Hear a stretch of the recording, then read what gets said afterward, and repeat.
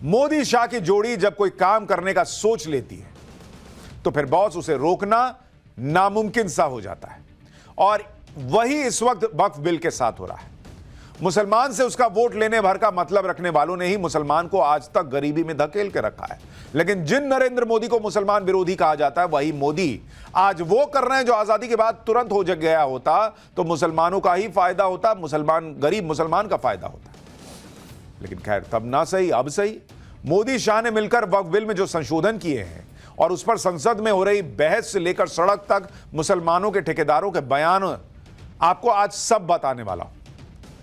मुसलमान और देश दोनों को पता चलना चाहिए कि कैसे मुसलमान को इस्तेमाल किया जा रहा था, और यही इस्तेमाल अब मोदी रोक रहे हैं। आज वक्फ संशोधन बिल पर संसद में वो हुआ जिसने बरसों से मुसलमानों के वोट बटोरने वाली पार्टियों को पूरी तरह एक्सपोज कर दिया। कहा तो वक्फ संशोधन बिल पर पूरा इंडी गठबंधन इस मंशा के साथ आया था कि संसद में मोदी सरकार को घेर लेंगे, लपेट लेंगे।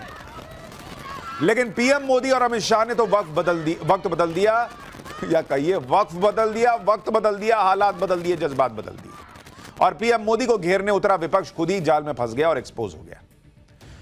विपक्ष के झूठे मुस्लिम प्रेम की पोल खोल दी गई और संसद के बाहर वक्फ बिल के समर्थन में जश्न मना। भाई, मुसलमानों ने वक्फ बिल को मुस्लिम विरोधी बताने वाले नैरेटिव की हवा निकाल दी। आप देखिए ना भाई, मुसलमान नाच रहा है, मुसलमान जो है वो पटाखे फोड़ रहा है, मुसलमान लड्डू खिला रहा है एक दूसरे को।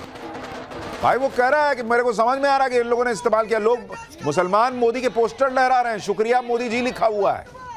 कह रहे हैं कि सबसे बड़ी ईदी तो मोदी जी ने दी है। मुस्लिम महिलाएं सड़क पर आ गई बच्चियों के साथ कि मोदी जी ने बहुत बढ़िया काम किया, मोदी जी ने सौगात दी है।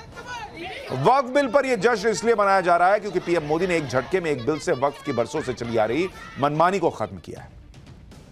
जैसे पीएम मोदी ने नए वक्फ बिल में उस प्रावधान को खत्म कर दिया जिसमें किसी भी संपत्ति को वक्फ डिक्लेयर कर देने भर से उसे वक्फ मान लिया जाता था। पुराने बिल में वक्फ बाय यूजर के प्रावधान के जरिए किसी की प्राइवेट संपत्ति पर भी वक्फ का कब्जा हो जाता था। उस प्रावधान को ही मोदी सरकार ने चलता किया कि ना, ऐसा नहीं होगा कि आपने बोल दिया और हो गया, या वक्फ बाय यूजर आप इस्तेमाल कर रहे हैं तो हो गया।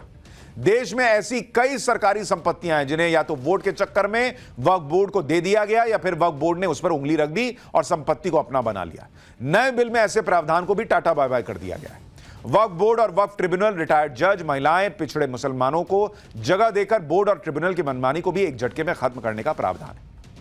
यानी कोई भी मुंह उठाकर यह नहीं कह सकता कि संसद वक्फ की प्रॉपर्टी है, महाकुंभ वक्फ की जमीन पर हो रहा है, राष्ट्रपति भवन वक्फ की प्रॉपर्टी है। अब यह नहीं चलेगा बॉस मोदी राज में। इसीलिए बौखलाहट में बिल के खिलाफ शाहीन बाग जैसी धमकी दी जा रही है कि भाई देश भर में शाहीन बाग बना देंगे, मुसलमान माफ नहीं करेगा, ऐसा डर दिखाया जा रहा है। लेकिन आज आपको देखना चाहिए कि इन लोगों को अमित शाह ने कैसे एक झटके में निपटाया। संसद से लेकर सड़क तक क्या क्या हुआ और क्या होना है, आज आपको सब बताऊंगा। लेकिन पहले जो आज हुआ है उसका एक ट्रेलर देखिए। मेरे हिम्मत को तो सराहो, मेरे हमराही बनो। मैंने एक शम्मा जलाई है हवाओं के खिलाफ।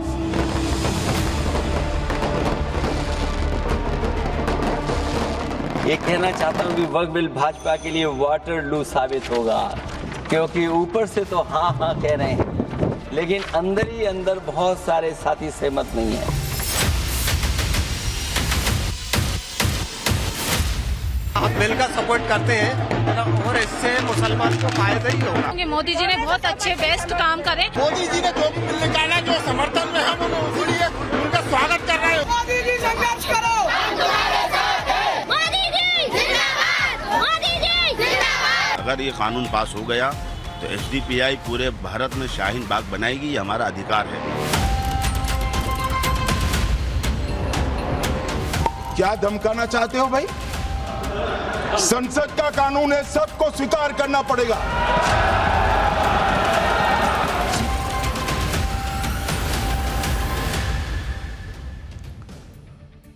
बहुत संसद से लेकर सड़क तक धुआं धक्कड़ हुआ है आज, और आज आपको पाठशाला को एक मिनट भी मिस नहीं करना चाहिए। इतना बेहतरीन चैप्टर लेकर आया।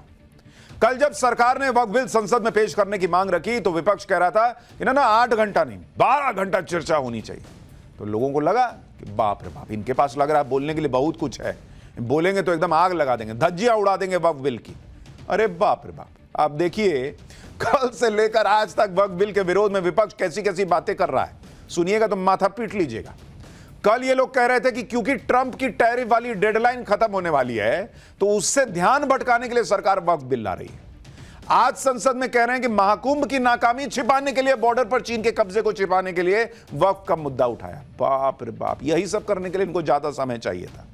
कोई कह रहा है कि महंगाई, भ्रष्टाचार, बेरोजगारी से ध्यान भटकाने के लिए वक्फ बिल लाया गया है। काहे भाई, अगर 1% के लिए मान लें कि बहुत महंगाई, बेरोजगारी है, पब्लिक त्रस्त है, तो चुनाव तो ये जीत रहे हैं, इनको भटकाने की क्या जरूरत है। कोई कहने लगा कि वक्फ की संपत्ति तो ठीक है, सबसे ज्यादा संपत्ति तो देश में 5% अमीरों के पास है, उसके लिए कब बिल लाएंगे। तो तुम ले आते 70 साल में भाई, तुम्हारे समय में कोई अमीर आदमी नहीं था। और वो अमीर आदमी क्या कर रहा है, इसे उंगली रख के ले रहा है क्या कि भाई रख दिया, ये हो गई मेरी संपत्ति। एक मुस्लिम सांसद तो कहने लगे कि वो राम जी के वंशज हैं, उन्हें मंदिर ट्रस्ट में शामिल किया जाए। आना जाओ भाई, आ जाओ। राम मंदिर बनाने के लिए लड़ाई नहीं लड़े, आज इनको याद आ रहा है कि हम राम जी के वंशज हैं। यही तो कह रहे थे लोग कई साल से कि राम जी का मंदिर बन जाने दो, सब तो राम जी के ही वंशज हैं। मतलब बहस वक्फ पर चलनी थी और विपक्ष के नेता इधर उधर आए बाएं साएं कर रहे थे, कह रहे हैं कि भटकाने के लिए लाए। अरे भाई, भटकाने के लिए लास्ट में लाता है आदमी कि संसद सत्र के शुरू में ले आता। ये सब जो ये हुआ ना, ये तभी होता है जब आपके पास मजबूत तर्क ना हो या तर्क का कोटा खत्म हो जाए। भाई आपको नहीं पता कि क्या एग्जाम में लिखना है तो आप क्या लिखते हैं कि निम्नलिखित चीजें ऐसे ऐसे करके कुछ भी भरना है पन्ना। तो वही विपक्ष आज पन्ना भर रहा था।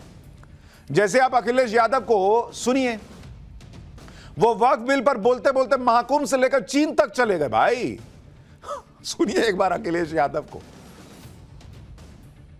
मैं भी स्वीकार करता हूं कि रेलवे की जमीन भी भारत की है, डिफेंस की भी जमीन भारत की है।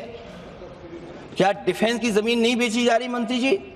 कितना हस्तक्षेप होता है वक्फ की जमीन से। अध्यक्ष महोदय, माननीय मंत्री जी बताएं, और मुझे उम्मीद है कि जब जवाब देंगे तो बताएंगे कि वक्फ की जमीन से बड़ा मुद्दा वो जमीन है जिस पर चीन ने अपने गांव बसा लिए हैं, लेकिन कोई बाहरी खतरे पर सवाल बवाल न करे, इसलिए ये बिल लाया जा रहा है। भाजपा एक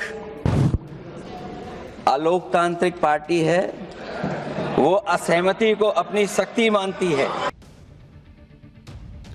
चीन ने जो जमीन कब्जाई थी वो तो नेहरू के समय में कब्जाई थी, तो क्या इसीलिए उसी समय से वक्फ को जो है ये करके चल रहे वक्फ बिल कि तब से लेकर अब तक कोई बात ही ना करे चीन पर। अभी कौन सा गांव बसा लिया भाई, अभी अभी लेटेस्ट, लेकिन चल रहा है मामला। बोलना वक्फ पे, बोल चीन पे रहे, बोल महाकुंभ पे रहे। विपक्ष तो इधर उधर की बात कर रहा था, लेकिन अमित शाह ने मुद्दे को भटकने नहीं दिया। अमित शाह ने क्लियर कट बताया कि क्यों मोदी सरकार इस बिल को ला रही है। अमित शाह फायर मोड में थे। उन्होंने साफ कहा कि वक्फ के नाम पर जो पैसों की चोरी चल रही है वो नहीं चलेगी बॉस। सुनिए अमित शाह ने वक्फ पर क्या कहा। मगर जो वक्फ बोर्ड है और वक्फ परिषद है, उसका काम क्या है? वक्फ की संपत्तियां मान्यवर बेच खाने वाले लोगों को पकड़कर इसके बाहर निकालने का। वक्फ के नाम पर औने पौने दाम में संपत्तियों को 100 साल तक किराए पे देने वाले लोगों को पकड़ना है। वक्फ का जो पैसा होता है, इनकम जो घिरती जा रही है, जिसके माध्यम से माइनॉरिटी का विकास करना है, माइनॉरिटी को आगे बढ़ाना है, इस्लाम धर्म की सारी धार्मिक संस्थाओं को पुख्ता करना है। ये पैसा जो चोरी होता है ना, उसको पकड़ने का काम वक्फ बोर्ड, वक्फ परिषद कर रहे हैं। और मान्यवर वो चाहते हैं कि इनके राज में जो मिलीभगत चली वो चलती रहे, ये नहीं चलेगी।